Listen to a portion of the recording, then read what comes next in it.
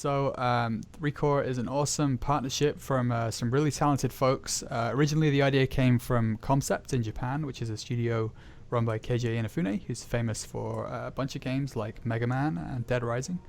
And also Armature Studio in Texas. So super talented teams from East and West coming together to make this awesome game. And we're really proud to be publishing this game and working with them on it.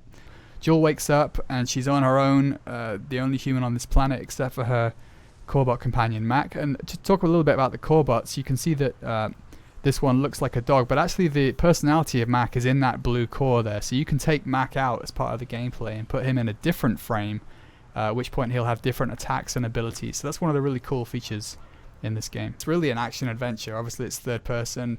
There's shooting, there's a lot of combat, there's crafting, there's loot, there's platforming and traversal, and there's a sort of small open world. So it kind of is a mishmash of different genres, but ultimately action adventure is the label I would use. It really does feel very smooth. It's very fluid. It's great how agile Jewel is. I mean, I think Jewel is one of the most agile video game characters I've ever seen. If you see some of the moves I can do here, like dash, double jump, dash, and you can change direction middle way through, you can really traverse a long way. So as we were designing the levels, we had to be really careful about how do we design spaces where people don't just kind of go around the whole puzzle, you know? How do we really challenge people when she's so versatile and mobile? And then she has this, what we call the Inafune Mark I rifle, named after Inafune himself. So this rifle has kind of regular fire modes, and then using the D-pad you can change color. So this is blue, yellow, red, and basically matching the color of your attack to the color of the enemy does more damage.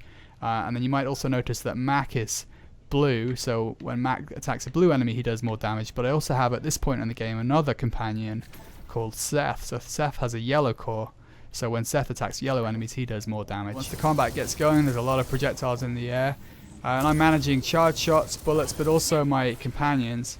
And then you might see the combo counter at the top there and the damage meter. So the combos are done by breaking these kind of enemy shield layers. You see there's one about to go there. So a lot of the gameplay is about timing. And if I get that, as I increase that combo count, the amount of damage I'm doing goes up. So you can kind of take out a weaker enemy and use that to combo up before you attack a stronger enemy, which is kind of fun. It's a game that has a good difficulty ramp. We didn't include difficulty selection options, mostly because it's a game where you level up. So if you come into an area and you're finding it too difficult, you can at any time sort of return to your crawler vehicle where you do your crafting. It's kind of your home base.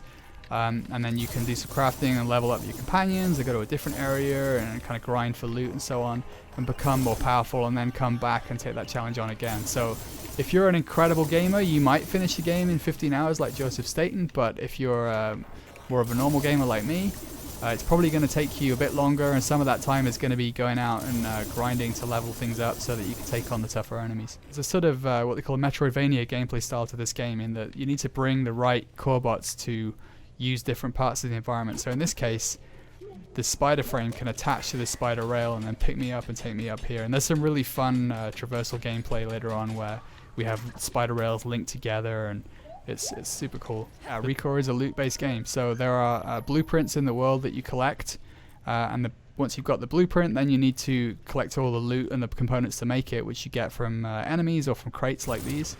So if I blow up some of these crates, you can see some of the stuff.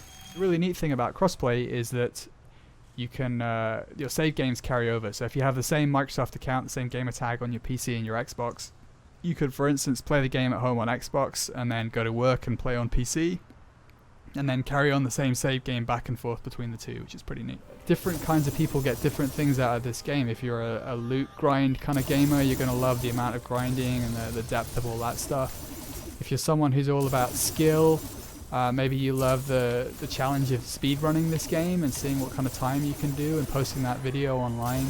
So I think there's a lot of different reasons to like this game.